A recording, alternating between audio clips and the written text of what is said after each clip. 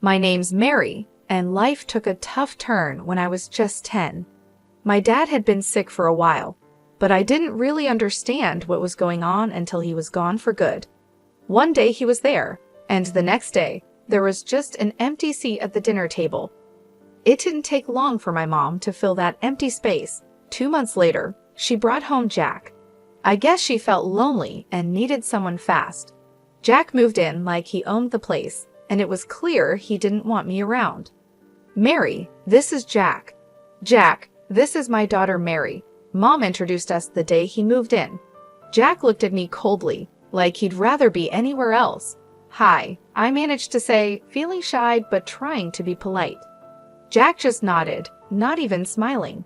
He turned to Mom. Linda, can we talk about the living arrangements? I remember feeling a chill as they walked away, his hand on her shoulder. It didn't take long before I started feeling like an outsider in my own home. Jack had rules for everything and was always on my case. Don't leave your stuff in the living room. Eat faster. Don't make too much noise. It was non-stop. Mom just went along with whatever Jack said, her eyes looking empty or maybe just tired. One evening at dinner, things boiled over. I accidentally knocked over a glass of water, and it spilled towards Jack. Clumsy kid, can't you do anything right? Jack snapped, jumping up as the water splashed on his pants. Sorry, Jack, it was just an accident, I stammered, feeling my face heat up. Sorry doesn't clean up messes, Mary. Be more careful, he scolded, his voice louder than it needed to be. Mom just sat there, quietly dabbing her mouth with a napkin, not saying anything.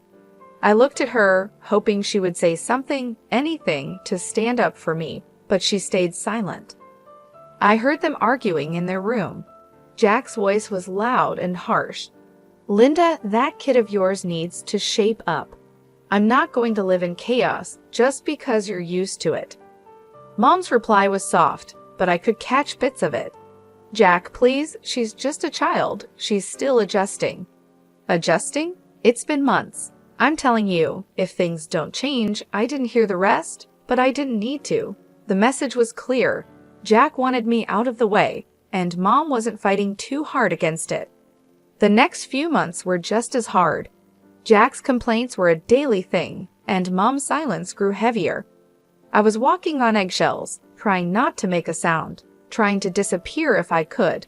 But you can't disappear in your own home, can you? Even a 10-year-old knows that much. Life at home got more complicated when Mom told us she was expecting. Jack already had a hard time tolerating me, and the news didn't exactly make him happy. He was silent for a long minute before he spoke, and when he did, his words were cold. Well, that's just great, Linda. Just what we needed, he said, his tone dripping with sarcasm. Mom just smiled, but it was a weak smile. It's a blessing, Jack. You'll see, a fresh start for us. I felt a mix of excitement and dread. A little brother or sister seemed like a dream, someone new to connect with, but with Jack's mood swings, I wasn't so sure. The months flew by, and the baby finally arrived.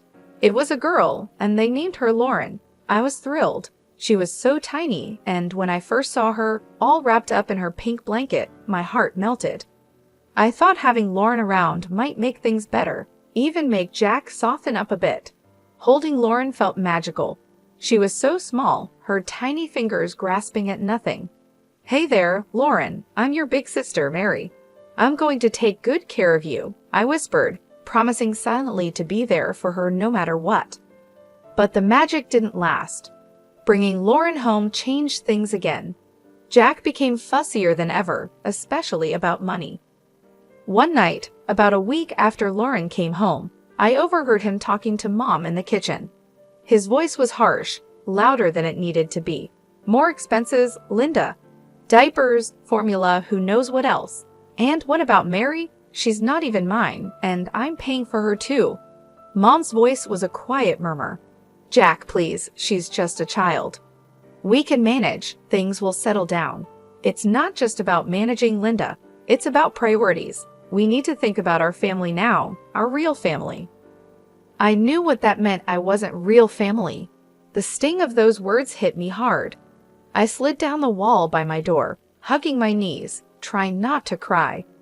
The final straw came when Jack sat us down in the living room one evening. His face was serious, and he avoided looking at me. "Linda, we need to think about the future. Mary's getting older, and expenses are piling up. Maybe it's time she went to live with her Aunt Joyce." It felt like a punch in the gut. Being sent away, just like that. Mom finally spoke, looking at me with sad eyes. "Mary, honey, it might not be so bad. Aunt Joyce has a nice house, and you'll be well taken care of." "But Mom, I don't want to go. I want to stay here with you and Lauren." The room went silent. Jack's next words were cold and final. "It's decided then. I'll call Joyce in the morning." Moving in with Aunt Joyce was like stepping into a different world. Her house was big, clean, and always silent, too silent for comfort. The first day I arrived, she laid down her rules like we were negotiating a peace treaty after a long war. "You'll follow my rules under my roof, Mary. No nonsense, no mess, no back talk," she declared as she led me through the hall to what would be my room. The room was plain, with bare walls and a single bed in the corner. It felt nothing like home. I nodded, too tired and upset to argue. Homework right after school, chores before dinner, and lights out by 8. "I won't tolerate any laziness or sloppiness, you hear?" Aunt Joyce continued, her voice firm. "Yes, Aunt Joyce," I whispered. "Speak up when you're spoken to. Let's have no mumbling here," she snapped. I quickly corrected my tone. "Yes, Aunt Joyce, I understand." The days that followed blended into each other, each as strict and unforgiving as the last. Aunt Joyce was tougher than anyone I'd ever known. She had a way of making simple conversations feel like interrogations. Homework was a battlefield too.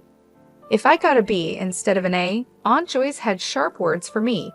"You can do better than this. Your laziness won't fly here," she'd scold, even though I'd spent hours poring over books. The worst part was how she reminded me of my mom's decision to send me away. If I dared to talk back or ask for less criticism, she'd retort sharply, "No wonder your mom sent you here.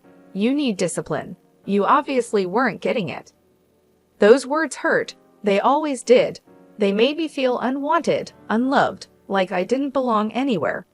I was just another problem Mom solved by sending me away. Days turned into weeks and weeks into months. I learned to keep my head down, do what I was told, and only speak when necessary. Aunt Joyce had no patience for tears or complaints, and I didn't have the energy left to fight. "It's for your own good," she'd often say after scolding me harshly, as if her sharp words were supposed to make me into someone better. I wasn't sure who that better person was supposed to be. All I knew was that I was getting really good being alone, at being quiet, and at not being a problem. Because in Aunt Joyce's house, not being a problem was the best thing you could be. Living with Aunt Joyce was suffocating, and I found myself missing my mom more each day, even though I knew she had let me go without much of a fight. One afternoon, the feeling of missing her got too strong to ignore. Aunt Joyce was out, probably at her bridge club, and I knew I had at least a couple of hours before she'd be back. Her phone was always left on the kitchen counter, charging next to the fruit bowl. It seemed like my only link back to my old life. I hesitated for a minute before I picked it up. Dialing my mom's number was like muscle memory. I hadn't forgotten it, and maybe I never would. My heart raced as I heard the phone ring once, twice, then I heard her voice. "Hello? Mom, it's me, Mary." There was a pause, a breath, maybe. Then, "Mary, why are you calling?" I swallowed hard, my throat tight. "I just wanted to hear your voice." Another pause, longer this time. Then she spoke, cold and hard. "You shouldn't have called." "But Mom." "Mary, listen to me. You need to stop this. I can't have you calling me." "But why? I miss you, Mom. I miss home. When can I come back?" Her voice was flat, emotionless, like she was discussing the weather. "You can't. That's done. Don't call here anymore." I couldn't believe what I was hearing. "Mom, please. Just don't, Mary. There's nothing here for you. Goodbye." She hung up and the line went dead. The silence in the kitchen was overwhelming. I felt my hand shake as I put the phone back on the charger. The finality in her voice broke something in me. She didn't want me. She really didn't want me anymore. Tears blurred my vision as I stumbled to my room. I closed the door softly, not wanting to make any noise that might hint at my rebellion. I sat on the floor, my back against my bed, and let myself cry. The room felt smaller than ever, like a box slowly closing in on me. I heard the front door open and close, and Aunt Joyce's voice called out, "Mary, you better have finished your chores." "Yes, Aunt Joyce," I called back, quickly wiping my eyes with the back of my hand. I didn't want her to see any signs of weakness. Weakness wasn't allowed here. I went to the kitchen to help with dinner, acting like nothing had happened, but inside, I felt different, emptier, more alone. Mom's final words kept playing over and over in my head. That night, Aunt Joyce found the call log on her phone. Her face twisted into a scowl as she stormed into my room, her voice a harsh whisper that cut through the quiet. "So, you took my phone to call your mother. Thought you'd go behind my back." I froze, feeling the blood drain from my face. I just wanted to hear her voice.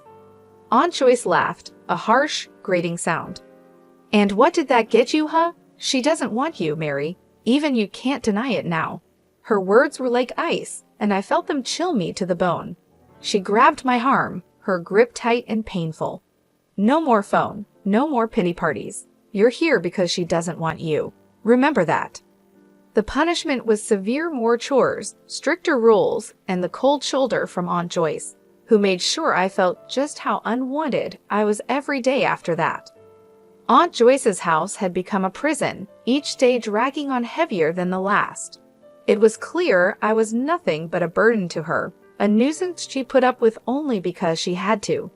But even that thin thread of obligation snapped one chilly morning, a year into my stay.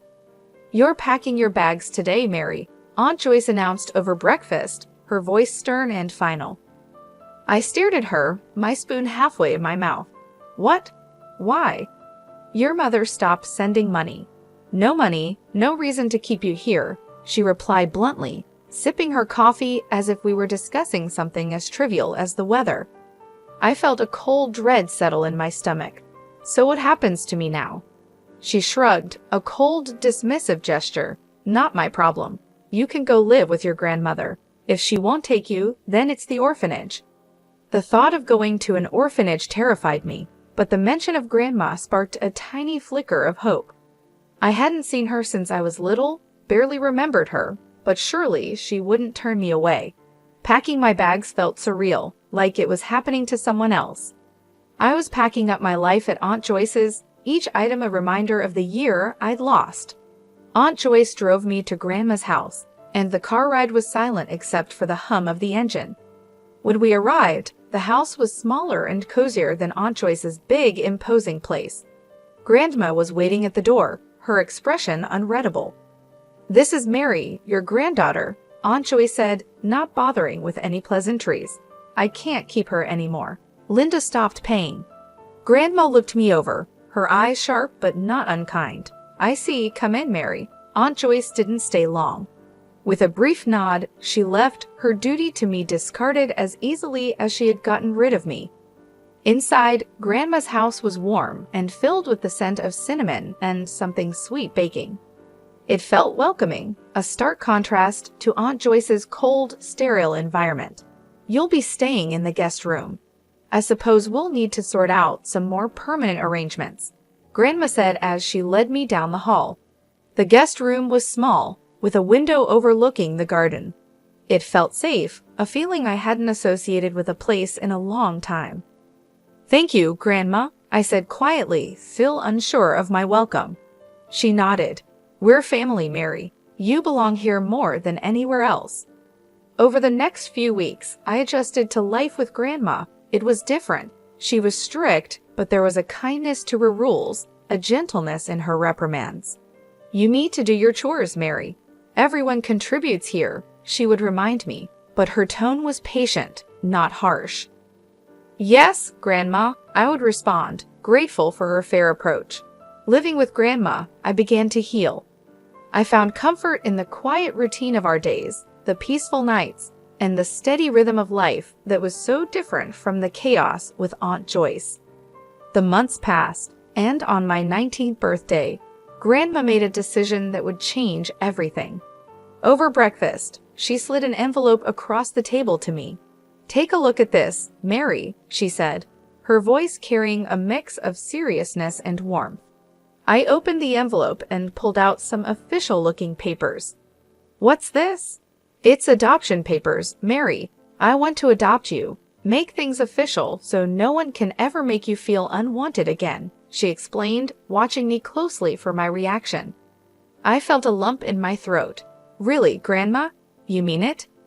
"Yes, I do. You're not just staying here, Mary.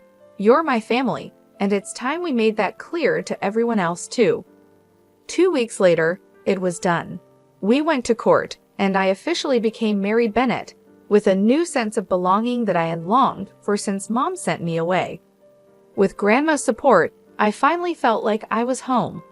I began looking forward to the future, and Grandma encouraged me to focus on my studies, especially science, which had always fascinated me. "You've got a sharp mind for it, Mary. You could go into medicine. How would you like that?" she suggested one day as we were going over some of my school projects. "I'd love that, Grandma. I want to help people," I replied, the idea starting to take root. "Then it's settled. We'll get you into a good college program. I'll support you every step of the way," she declared with determination. True to her word, Grandma was there for me throughout my high school years. She tutored me in math and science, using her old-school methods that were strict but effective. "You need to understand the basics, Mary. You can't skip the foundation," she'd insist whenever I struggled with complex problems. I graduated with top marks, thanks to her unwavering support. Grandma then helped me navigate the daunting college application process. When I got accepted into a medical college with a partial scholarship, she was as proud as if she'd received the acceptance herself. "We'll manage the finances. Don't you worry about that," Grandma said when I fretted over the costs. "You focus on your studies and become the best doctor you can be." Medical school was tough but fulfilling. I was drawn to oncology, the branch of medicine that deals with cancer. It was hard, both emotionally and intellectually, but it felt right, like I was exactly where I needed to be. I completed my degree, then my internship, and finally my residency, each step a milestone that Grandma celebrated. "You're making a real difference, Mary. I'm so proud of you," she'd say, her eyes shining with pride. By the time I turned 35, I was fully established in my career as an oncologist. My life was busy but fulfilling, filled with long hours at the hospital and the satisfaction of knowing I was making a difference. Through it all, Grandma was my anchor, always there to listen and offer advice on tough days. But life, as it often does, threw another curveball my way. Grandma's health, which had been declining, took a sudden turn for the worse. It was swift and unexpected, the kind of decline that leaves you scrambling to catch your breath. I remember coming home one evening, tired after a particularly tough day at the hospital. Grandma was sitting in her favorite armchair, looking out the window. Her voice was weaker when she called me over. "Mary, come sit with me for a bit," she said, patting the chair next to her. I sat down and took her hand in mine. It felt fragile, like it could break with too much pressure. "I'm not going to beat around the bush," she started, her tone serious. "The doctors say there's not much time left. We need to talk about practical things." A lump formed in my throat, and my eyes filled with tears. "Grandma, please." She squeezed my hand, her grip still strong. "No tears now, Mary. We've got things to sort out. You need to be ready." The next few weeks were a blur of doctor's visits, late nights, and legal paperwork. Grandma wanted to make sure everything was in order for me, that there would be no complications with her estate or her wishes. When the end came, it was peaceful.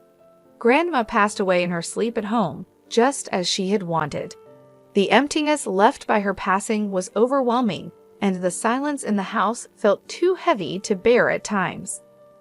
Planning the funeral was hard. I went through her address book, calling relatives and friends. The responses were polite, some even warm, but it became clear that not many would make the effort to come. My heart ached, not just for the loss of Grandma, but for the loneliness of this farewell. The funeral day was quiet, the chapel more empty than full. I stood there, feeling oddly detached as the priest spoke about life, loss, and legacy. It didn't take long after the funeral for the past I thought I had left behind to come knocking at my door. My mother, stepfather, and their daughter, who was now 21 years old, showed up unexpectedly. My mother didn't waste any time. "Mary, you need to share the inheritance your grandmother left you," she demanded, her tone entitled.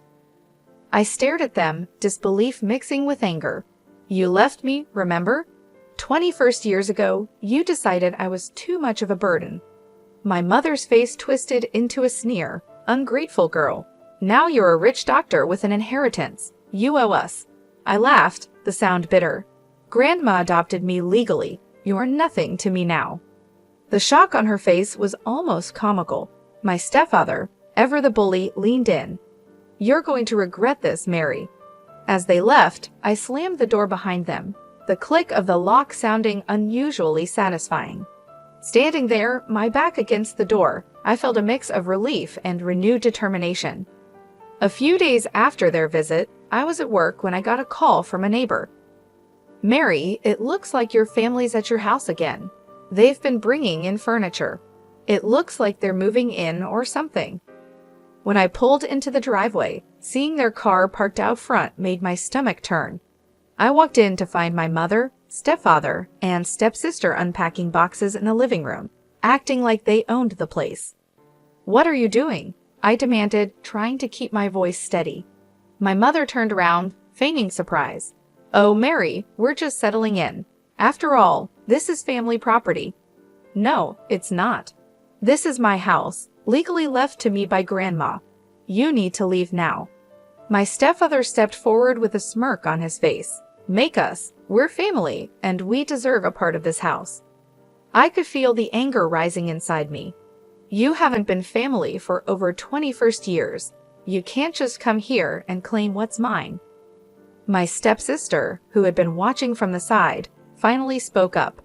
"Come on, Mary, don't be so heartless. We're just asking for what's fair." "Fair?" I laughed, the sound sharp and bitter. "What's fair about abandoning a child? What's fair about only showing up when you think there's money to be had?" They had no answers, just scowls and muttered curses. "I'm calling the police," I declared, pulling out my phone. My mother tried to stop me. "You'll regret this, Mary. I've regretted knowing you for years. This is nothing new." I shot back as I dialed 533. The police arrived quickly. I explained the situation, showing them the legal documents proving my ownership of the house and Grandma's will. The officers were firm. "You need to leave," one of them told my mother and stepfather. "This property doesn't belong to you, and if you don't comply, you'll be removed forcibly." My stepfather glared at me, his anger clear, but there was nothing he could do. "This isn't over, Mary," he threatened as they gathered their things. "Oh, but it is," I replied, my tone cold and final. After they were gone, I walked through the house through Grandma's house. Each room was filled with memories, each corner a testament to her love and the life she had built here, a life she had fought to pass on to me.